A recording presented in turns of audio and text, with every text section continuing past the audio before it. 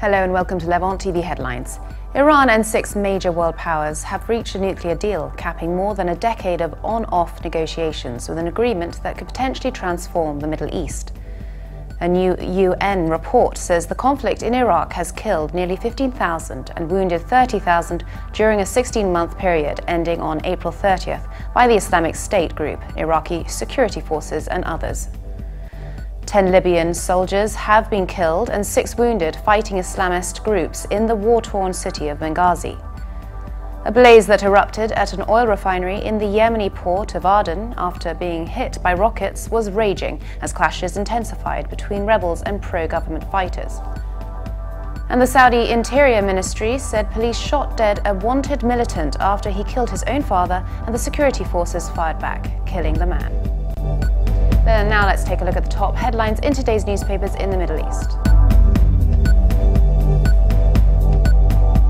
Starting with the Egypt Independent, which leads, reporting that Cairo Criminal Court sentenced 2 defendants to 3 years in jail over charges of rioting and violence, charges outside the Shura Council in November of 2013.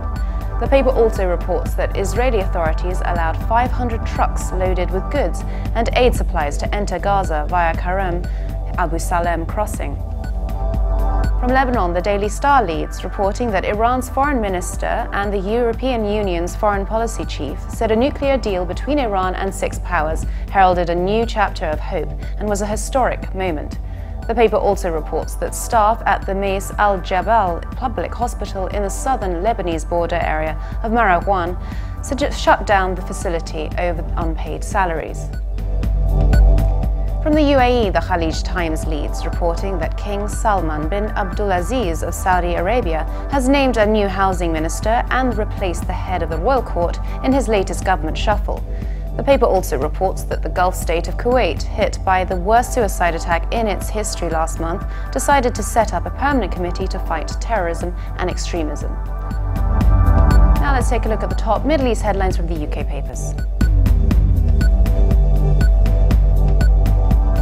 The Guardian leads its Middle East news, reporting that Iran and 6 world powers have concluded an agreement that will lift sanctions on Iran but place strict limits on its nuclear program for more than a decade, in a historic compromise designed to stop the spread of atomic weapons and avert a major new conflict in the Middle East.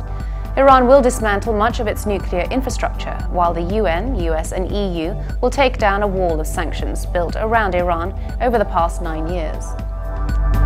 The Independent leads its Middle East news, reporting that Benjamin Netanyahu has condemned the nuclear deal struck with Iran, calling it a bad mistake of historic proportions that would allow aggression and terror to continue.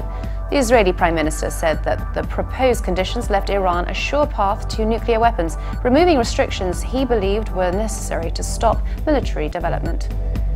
The Telegraph reports that an Australian woman has been jailed by the Abu Dhabi authorities after falling foul of the country's strict social media laws. 39-year-old Jodi Maggie was convicted of writing bad words about a person by an Abu Dhabi court in May and is being held in prison pending her deportation. Now let's take a look at the top Middle East headlines in the international papers. From China, the Global Times reports that the Israeli police has rearrested a Palestinian in East Jerusalem a day after he was freed following a 55-day hunger strike. The Palestinian Prisoner Club Association said in an official statement that Adnan was arrested on his way to pray at the Al-Aqsa Mosque in the Old City in East Jerusalem. And finally, Germany's Deutsche Welle reports that Bahrain's King Hamad bin Isa Al Khalifa has pardoned Nabil Rajab, a leading human rights activist, from serving a 6-month jail sentence.